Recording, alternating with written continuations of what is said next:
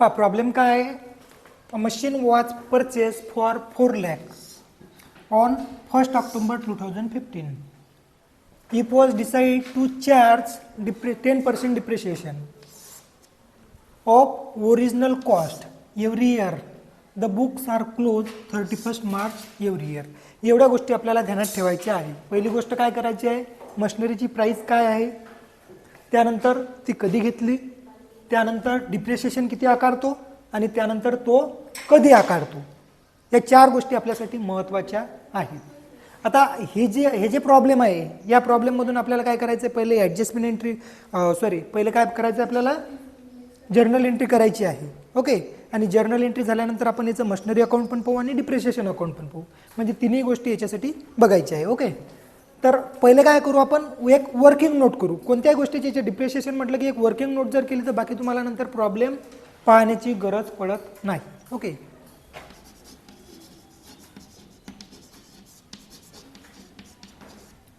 आता वर्किंग नोटमध्ये आपल्याला काय काय दिलेलं आहे? तर पहिले काय दिलेलं आहे की आपण परचेस केलेली मशिनरी काय आहे, कॉस्ट ऑफ काय दिलेलं मशिनरी, कॉस्ट ऑफ मशीन ही किती आहे? तर 4 लाख.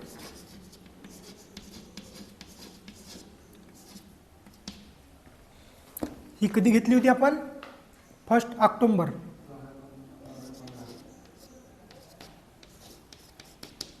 ऑक्टोबर किती? 1 या तारखेला आपण ही खरेदी केली आहे. ओके. त्यानंतर आता आपल्याला काय करायचं आहे की याच्यावर 10% डिप्रिशिएशन आकारायचं आहे आणि कोणत्या पद्धतीनुसार सांगितलं? Original cost. ओरिजिनल कॉस्टनुसार आपल्याला डिप्रिशिएशन आकारायचं आहे आणि 31 मार्च रोजी. आता पहिलं वर्ष आपलं संपेल. पहिलं वर्ष कोणतं राहील? इथं ऑक्टोबरला आपण परचेस केली. हे कोणत्या इयरमध्ये येईल? 2016 मार्च 31. आता या दिवशी आपल्याला डिप्रिशिएशन चार्ज करायचं आहे. ओके. आता हे डिप्रिशिएशन किती आकारायचं आहे? 10%. ओरिजिनल प्राइस किती आहे याची? ओरिजिनल कॉस्ट किती आहे आपली? 4 लाख. 4 लाखाचे किती पर्सेंट आकारायचं आहे? 10%. ओके. आता 4 लाखाचे 10% किती होते?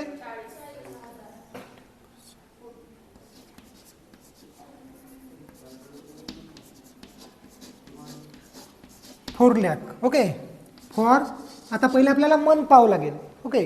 कारण इथं आपण पूर्ण वर्षभर मशिनरी यूज केली का? केली का?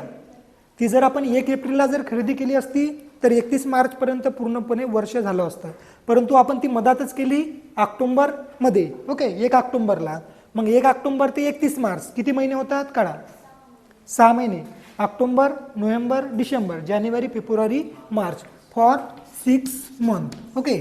तर 6 महिन्याचा आपल्याला डिप्रिशिएशन काढायचा आहे. ओके. आता 10% डिप्रिशिएशन म्हणजे किती होतात?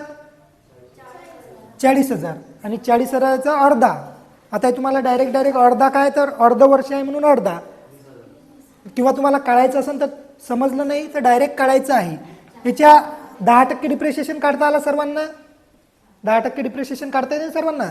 1 पॉईंट दिल्यानंतर हे झालं 10% डिप्रिशिएशन 40,000. हा 40,000 किती आहे? 14 नाही 40. ओके. हा 40,000 जे आहे हे किती मंथचा आहे? 12 मंथचा. ओके. म्हणून याला डिवाइड केलं आपण 12 ने आणि इंटू केलं 6 मंथ. किती येते? तर 20,000. ओके.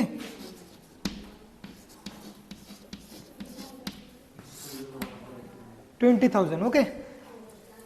आता दुसऱ्या वर्षासाठी आपली जी अमाऊंट आहे, बॅलन्स आहे, ते बॅलन्स किती राहील? 3,80,000. 3,80,000. कोणत्या दिवशीचा? तर 1 एप्रिल 2016.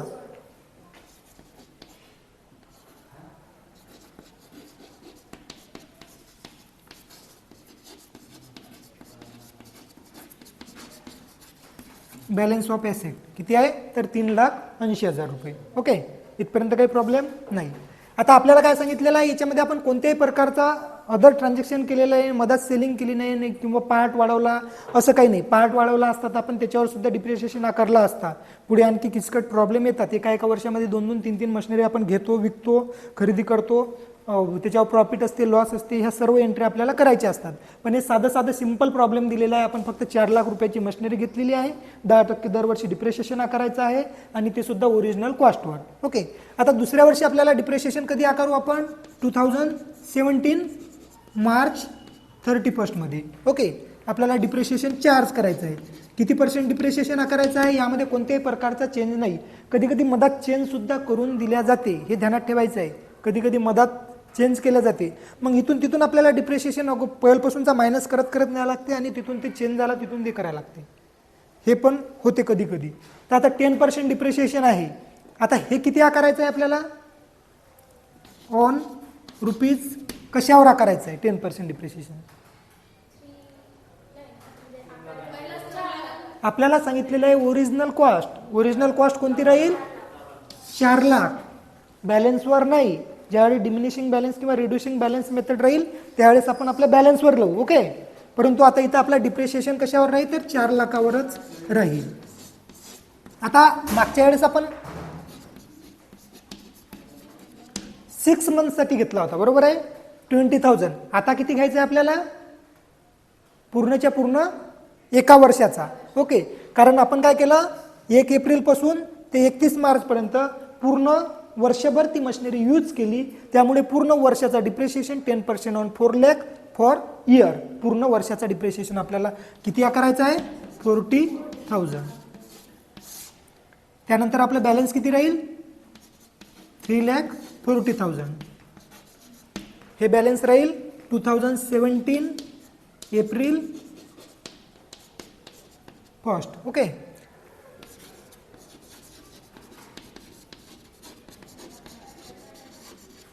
किती वर्षासाठी सांगितलेलं आहे आपल्याला इथं? 3 इयर्ससाठी. ओके, 3 इयर्ससाठी सांगितलं. आता आपण 2 वर्ष डिप्रिशिएशन आकारलेलं आहे. आता तिसऱ्या वर्षी सुद्धा आपल्याला इथं डिप्रिशिएशन आकारायचं आहे. कधी आकारू आपण? 2018 मार्च 31. आता किती डिप्रिशिएशन आकारायचं आहे? 10% depreciation on rupees 4 lakh. Original cost जी आहे ती फॉर 12 मंथ किंवा 1 इयर जे काय असेल ते इयर. किती आकारायचं आहे? तर 40,000. तिन्ही वर्षी आपण काय केलं? 40,000 रुपये डिप्रिशिएशन आकारलेलं आहे, बरोबर आहे. पहिल्या वर्षी 20,000 का आकारला? कारण यूज आपण 6 महिने केली, त्यानंतर 12 महिने 12 महिने. त्यानंतर आपलं बॅलन्स राहील शेवटी जेव्हा आपण तिसरं वर्ष संपल्यानंतरचं जे बॅलन्स आहे ते राहील आपलं 3 lakh rupees. 2018 April 1. Okay,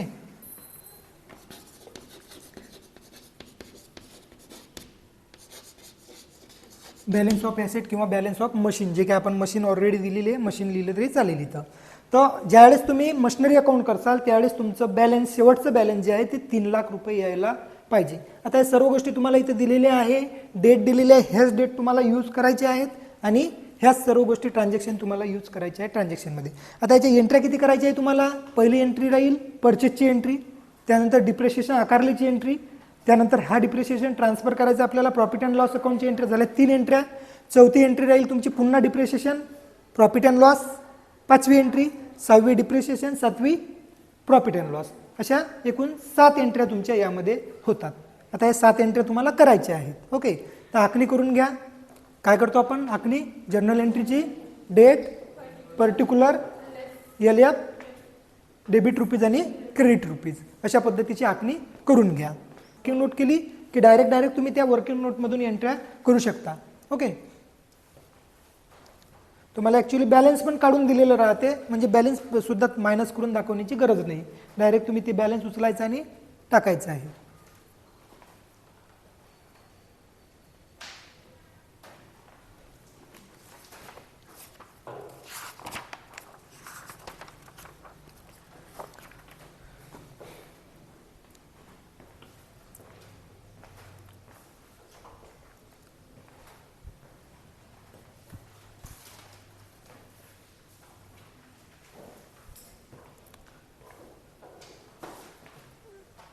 photo काढून घेतला तरी चालते, नंतर लिहा लागल्यास. ओके, किंवा आपण याच्यावर टाकणारच आहोत हे.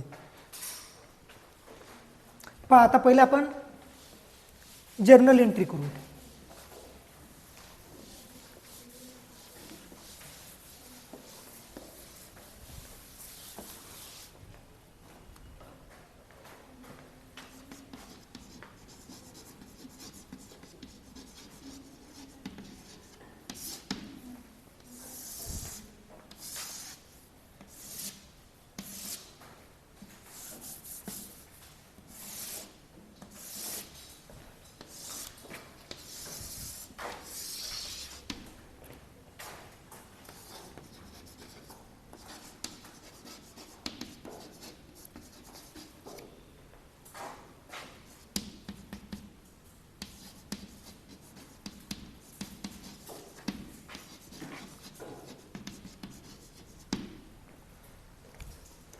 पहिले काय सांगितलं होतं, पहिली डेट काय आहे तर 2015 ऑक्टोबर 1. ओके, या दिवशी काय केलं आपण, मशिनरी परचेस केली. काय एंट्री करतो मशिनरी परचेसची,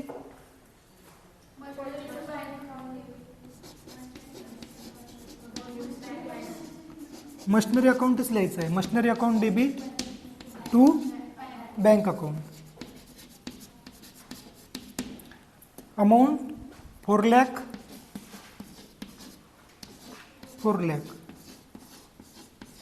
त्यानंतर याचं नॅरेशन प्रत्येक वेळेस लिहायचं आहे. ओके, नॅरेशन काय केलं तुम्ही तर बिईंग परचेस मशिनरी. ओके, असं नॅरेशन करायचं आहे आणि याला क्लोज करून टाकायचं आहे पर्टिक्युलरच्या कॉलमला. त्यानंतर दुसरी एंट्री काय करतो आपण आता, डिप्रिशिएशन चार्ज करायचं आहे 2016. तुमच्या वर्किंग नोटमध्ये आता डेट दिलेली आहे, तीच डेट तुम्हाला इथं लिहायची आहे, मार्च 31. ओके, डिप्रिशिएशन चार्ज करण्यासाठी काय एंट्री करतो, depreciation account debit to machinery account.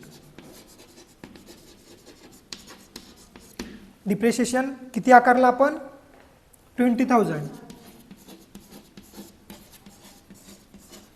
याचं नॅरेशन लिहायचं आहे आपल्याला, being depreciation charge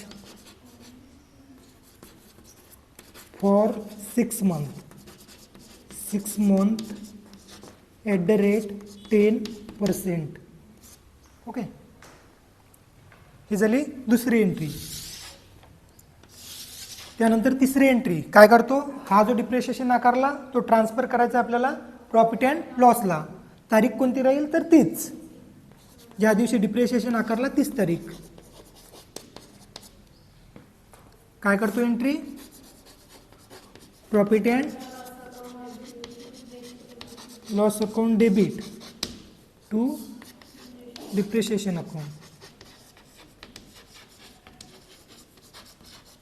amount same 20,000. Narration लिहायचं आहे, being depreciation transfer to profit and loss account.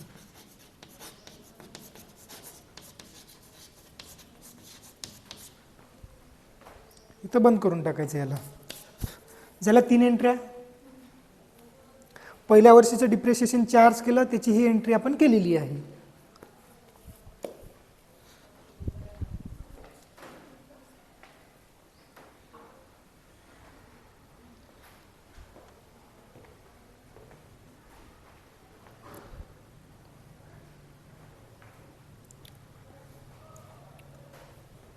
त्यानंतर आपण काय केलं, यामध्ये कोणत्याही प्रकारचं ट्रान्झॅक्शन केलेलं नाही. दरवर्षी डिप्रिशिएशन आकारलेला आहे आणि तो ट्रान्सफर केलेला आहे. म्हणजे आता तुम्हाला अशीच्या अशीच एंट्री राहील, फक्त इथं 2017 मार्च 31 राहील. डिप्रिशिएशन असाच आकारायचा आहे, फक्त अमाऊंट चेंज होईल. वर्किंग नोटमध्ये आपण लिहिलेलं आहे डिप्रिशिएशन 40,000. पुन्हा तो डिप्रिशिएशन आपल्याला तारीख चेंज करायची आहे आणि डिप्रिशिएशन 40,000 ट्रान्सफर करून दाखवायचं आहे. पुन्हा तिसरं वर्ष जे आहे 2018 मार्च 31 डिप्रिशिएशन आकारायचं आहे किती तर 40,000. अशी एंट्री करायची आणि पुन्हा ट्रान्सफर करायचं आहे. अशा पद्धतीने प्रॉब्लेम संपून जाते. ओके.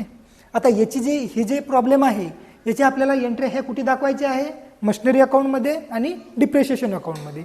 आपण पाहिलेलं आहे मशिनरी अकाउंट असन किंवा डिप्रिशिएशन अकाउंट असन, जे तुम्ही अकाउंट करताल त्या अकाउंटचं नाव त्या अकाउंटमध्ये आलं पाहिजे नाही. ओके. म्हणजेच आता मशिनरी अकाउंटमध्ये काय लिहायचं आहे, मशिनरी अकाउंटच्या डेबिट साईडला तुम्हाला लिहायचं आहे बँक अकाउंट आणि बँक अकाउंटच्या डेबिट साईडला मशिनरी अकाउंट, परंतु आपल्याला बँक अकाउंट इथे विचारलेलं नाही आहे. ओके. त्यानंतर डिप्रिशिएशन अकाउंटच्या डेबिट साईडला तुम्हाला लिहायचं आहे मशिनरी अकाउंट आणि मशिनरी अकाउंटच्या क्रेडिट साईडला लिहायचं आहे डिप्रिशिएशन अकाउंट. ओके. फक्त तेच नाव त्यामध्ये असता कामा नाही. एवढं झालं की सांगा, याचंच आपण मशिनरी अकाउंट आणि डिप्रिशिएशन अकाउंट तयार करू.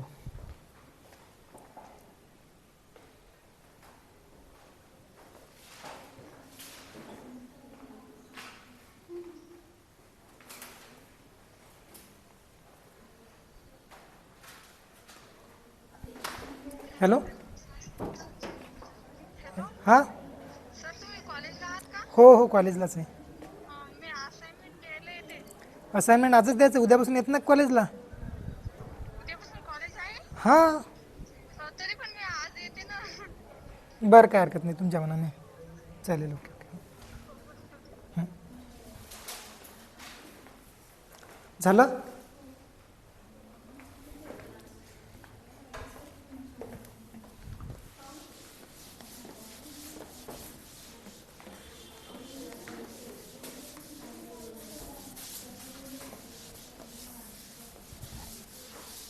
आता दोन्ही अकाउंट पाहू आपण सोबत. मशिनरी अकाउंट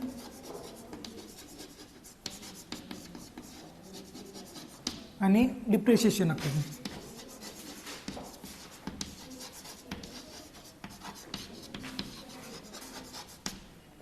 अकाउंटची आखणी आपल्याला माहीत आहे. याला दोन पार्ट असतात, एक डेबिट साईड आणि एक क्रेडिट साईड. डेबिट साईडला पहिले डेटचा कॉलम, त्यानंतर पर्टिक्युलर्स, त्यानंतर JF आणि रुपीज, पुन्हा डेट, पर्टिक्युलर्स,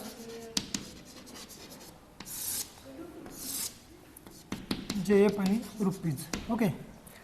पुन्हा इकडे मशिनरी अकाउंटची आखणी.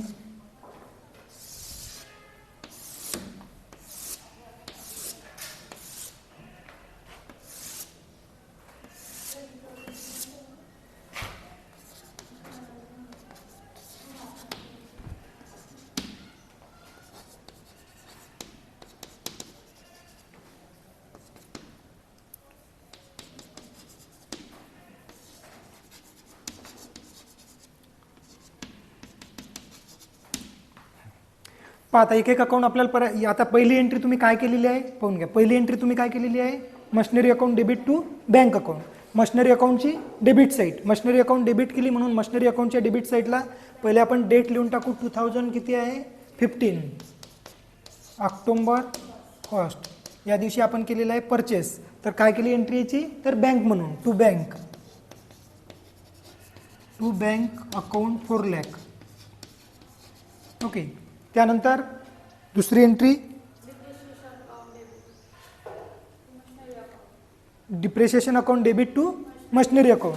पहिले आपण मशिनरी अकाउंट पाहू. मशिनरी अकाउंटच्या क्रेडिट साईडला मशिनरी अकाउंट क्रेडिट केलं, त्याची डेट लिहिली आपण 2016 मार्च 31.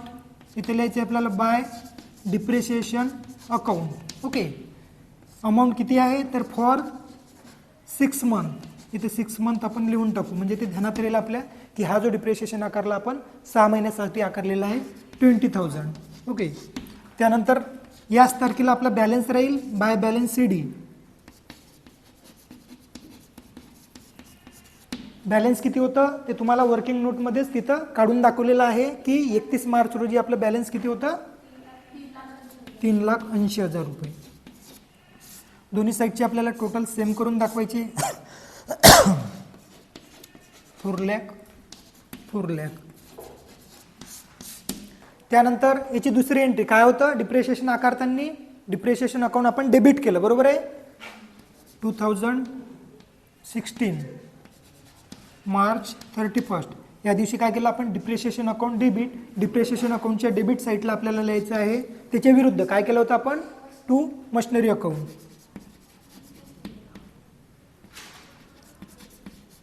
किती तर 20,000. त्यानंतर त्याच्यानंतरची एंट्री काय केली आपण, प्रॉफिट अँड लॉस अकाउंटला ट्रान्सफर केलेलं आहे आपला डिप्रिशिएशन. त्याची एंट्री काय केली होती आपण, profit and profit and loss account debit to depreciation account. म्हणजे डिप्रिशिएशन अकाउंटच्या क्रेडिट साईडला आपल्याला लिहू by profit and loss account 20,000. दोन्ही साईडची टोटल सेम. आता जेव्हा तुम्ही डिप्रिशिएशन अकाउंट करताल त्याच्यात एक एकच एंट्री राहते आणि दोन्ही साईडची टोटल जी आहे ती सेम राहते. फक्त एवढंच ध्यानात ठेवायचं आहे, म्हणजे पुन्हा तुम्हाला एंट्र्या पाहण्याची गरज पडणार नाही. या साईडला तुम्ही काय लिहिता, या साईडला काय लिहिता, याची दोन्ही याची टोटल सेम राहते. एकदा तुम्ही जनरल एंट्रीची जर प्रॅक्टिस झाली तर पुन्हा तुम्हाला अकाउंट करताना जनरल एंट्री करण्याची गरज पडणार नाही. डायरेक्ट तुम्ही पदं लिहू शकता. प्रॅक्टिसवर डिपेंड करते तुम्ही प्रॅक्टिस किती करता. त्यानंतर काय करतो आपण, दुसरं वर्ष सुरू होते आपलं, त्याची सुद्धा आपण एंट्री केलेली आहे. 2016 मध्ये हे बॅलन्स आपल्याला खाली आणून दाखवायचं आहे. एप्रिल 1 टू बॅलन्स BD किती आहे बॅलन्स, तर 3,80,000. ओके. त्यानंतर पुन्हा आपल्याला डायरेक्ट आपण काय केलं, डिप्रिशिएशन करायचं आहे. Okay. March 31 by depreciation account. आता इथं पूर्ण वर्षाचं डिप्रिशिएशन म्हणून लिहिण्याची गरज नाही. 2-2 मशिनरी असेल तर त्याची टोटल करून आपण दाखवू. आता इथं आपण 40,000 डिप्रिशिएशन आकारलेलं आहे. पुन्हा आपल्याला इथं बॅलन्स काढायचं आहे. बाय बॅलन्स तुम्ही हे ऑलरेडी काढलेलं आहे वर्किंग नोटमध्ये. बाय बॅलन्स CD किती आलेलं आहे, 3,40,000. दोन्ही साईडची टोटल पुन्हा करून दाखवायची आहे तुम्हाला इथे 3,80,000. आता तुम्हाला त्याचा आधार घेण्याची काही गरज पडत नाही. इथं पुन्हा तुम्हाला हे डेट फक्त इथं कधी बी ज्या दिवशी तुम्ही बुक क्लोज करता, डिप्रिशिएशन आकारता, 30 तारीख इथं राहील हे ध्यानात ठेवायचं आहे. अशाच पद्धतीचे तुम्हाला एंट्री इथं करायची आहे. ओके. या 3 वर्षाचं तुम्हाला विचारलं, 3 वर्षाचं इथं दाखवायचं आहे. इथं सुद्धा तुम्हाला 3 वर्ष म्हटलं 3 वर्ष दाखवायचं. 4थ्या वर्षी आपलं बॅलन्स खाली आणून दाखवायचं आहे. ओके. ते बॅलन्स येईल 3 लाख रुपये. बस अशा पद्धतीने सॉल्व्ह करायचं आहे. काही प्रॉब्लेम आहे.